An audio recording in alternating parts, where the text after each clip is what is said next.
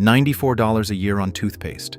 The tube empties, you replace it, and your gums still bleed when you floss. Stop buying it. Because there is a tree, white oak, Quercus alba, growing free on every ridge in the Appalachian Mountains. One the U.S. Pharmacopoeia listed as a verified antiseptic until 1916, and the traditional communities who preserved its use have not purchased a tube of toothpaste in generations. There is also one specific method of application that almost nobody outside those communities knows about. I will get to it, but first you need to understand what was taken from you and when. Here is what a year of paying the commercial oral care industry actually looks like.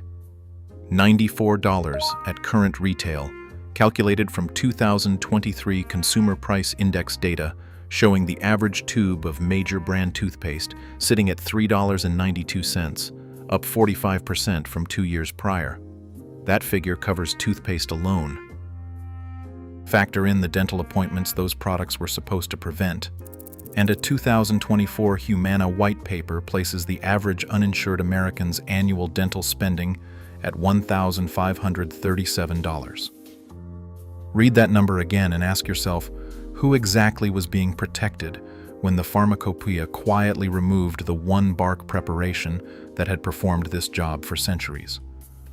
What those numbers do not tell you is that untreated gum inflammation progresses into periodontal disease, periodontitis, a condition affecting nearly half of American adults over 30, according to CDC estimates. That is the clinical destination the commercial system has not solved. The bark is white oak, Quercus alba. It grows across every elevation of the Eastern Appalachian range, sometimes reaching altitudes above 5,000 feet, and the inner bark of a mature tree contains up to 20% tannins by dry mass. Tannins are protein-precipitating compounds, which means when they contact living tissue, they bind surface proteins and form a protective barrier that simultaneously reduces secretions, constricts swollen tissue, and blocks bacterial attachment. More specifically, the primary bioactive compounds driving this effect are gallic acid and L-tannins, both present in white oak bark and both documented in plant chemistry literature as antimicrobial and anti-inflammatory agents. White oak also contains quercetin, a flavonoid compound that peer-reviewed research has linked to reduced gingival inflammation through multiple pathways. That is not folk belief. That is documented plant chemistry, confirmed in peer-reviewed in vitro studies on oak bark extracts. The astringent effect is real. The antimicrobial mechanism is real.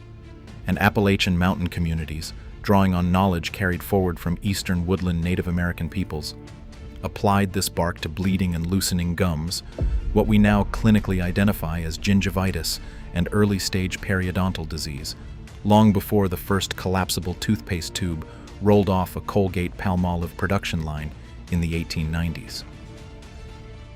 Here is where the story gets uncomfortable. The U.S. Pharmacopoeia, the official federal compendium of recognized therapeutic substances, listed white oak bark as a verified antiseptic and astringent through at least its 1916 edition. The British Pharmacopoeia had already dropped oak bark from its 1898 edition, and Germany's Commission E took the opposite position, formally approving oak bark preparations and recording that approval in the Complete Commission E monographs, published by Integrative Medicine Communications in Boston in 1998. ESCOPE, the European Scientific Cooperative on Phytotherapy, has similarly recognized oak bark preparations in its phytotherapy monographs, representing a parallel body of European scientific validation that the American conversation almost never references. The knowledge was not lost to science. It was selectively removed from official American recognition during the same decades that commercial toothpaste manufacturers were building the mass market that replaced it, and the American Dental Association's mid-century endorsement programs then locked fluoridated commercial paste in as the clinical standard. Not because bark preparations had failed, because the market had moved. Now, if you are thinking this only applies to someone with a woodlot and generations of inherited herbal knowledge, Stay with me, because this next part is specifically for you. Dried white oak bark, cut and ready for preparation, runs between $8 and $15 per pound from bulk herb suppliers, including Mountain Rose Herbs, priced as of 2024 and 2025. 1 pound covers months of daily use, and you do not need special equipment. A small saucepan, a strainer, and a clean jar handle everything. Bring 200 milliliters of water to a boil, add 1 teaspoon of dried bark.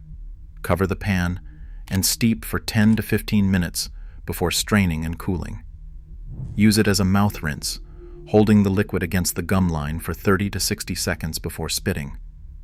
Alternatively, grind the dried bark to a fine powder in a standard kitchen grinder, apply the powder to a damp finger, and rub it directly along the gum margin.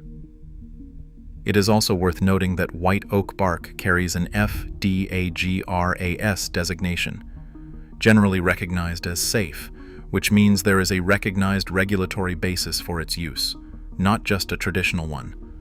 Total startup cost is under $15. Time investment is 1 afternoon to source the bark and 1 evening to prepare the first batch.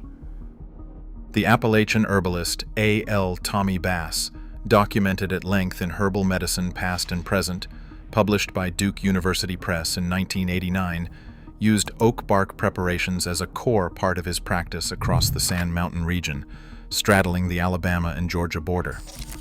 Bass served his neighbors with preparations drawn from the same tannin-rich bark tradition for decades, and that tradition was not superstition. It was applied plant chemistry, transmitted person to person because no pharmacy stocked it and no dentist billed for it. I want to be honest about something. The mainstream clinical position, represented in sources including EBSCO Research Starters, holds that no double-blind placebo-controlled trial has been conducted specifically on white oak bark and gum disease. That is a fair statement. The current evidence base for oak bark's oral benefits rests on in vitro studies and documented historical use, not randomized controlled trials. What the mainstream position leaves out is that a 2024 systematic review of miswak, a chewing stick used across the Middle East for over 1,500 years and operating through a closely analogous tannin and antimicrobial mechanism, found statistically significant reductions in both plaque and gingival inflammation across 31 qualifying studies. The mechanism, tannin-driven protein precipitation, gallic acid antimicrobial activity, astringent reduction of periodontal pocket inflammation, is shared across these traditions. The dismissal is selective. But the technique I promised you is still ahead, and it is the piece that changes how this preparation actually works. Here is something most people do not know, even among those who have heard of oak bark tea. Native American oral health records document a method that goes well beyond rinsing. Thin strips of inner bark were placed directly against the gum tissue and held there, not steeped, not rinsed, pressed to the surface and left in sustained contact. The chemistry behind this distinction matters considerably. Tannins, specifically the gallic acid and L-arginine fractions, form their protein precipitating barrier through time on tissue exposure, so a rinse delivers tannins to the gum surface for seconds, whereas a bark strip held against inflamed or receding gum tissue delivers sustained tannin binding for minutes, directly at the site of inflammation and bacterial colonization that characterizes active periodontal disease. The decoction is useful. The direct strip application is the method most people outside the tradition have never encountered, and it is the one the traditional record specifically connects to the treatment of loosening teeth. The difference is a rinse that passes through. The difference is a powder that contacts the surface briefly. The difference is sustained tannin contact held at the gum margin itself, the way Eastern Woodland peoples held it, producing the barrier effect that no commercial toothpaste formula built on abrasives and synthetic foaming agents has ever been designed to replicate. White oak bark has been applied to human tissue across centuries and cultures. European herbal medicine documented it, the German Pharmacopoeia recognized it, ESCOP validated it, Native American peoples across the eastern continent preserved it, and the Appalachian communities who absorbed that plant knowledge carried it through the 20th century, not out of resistance to modern medicine, but because the preparation worked and the tree grew free outside the door. If you are the kind of person who believes that real knowledge has been quietly buried to protect someone else's revenue, you already know what to do. Subscribe to this channel, because every video here pulls one more piece of that knowledge back into view. Next video, I am going to show you a water preservation method that Amish communities in central Pennsylvania have used without interruption since the 1800s. There is one material detail in that system I have only ever found referenced in a single county extension bulletin from 1931, and every modern guide on the subject leaves it out entirely. That omission is exactly why most attempts at the same result fall short. Subscribe so you do not miss it. Tell me in the comments whether you have ever used a plant preparation for your teeth or gums, and tell me what community that knowledge came from. I read every comment, and this audience carries knowledge the internet has not indexed yet. Put it there.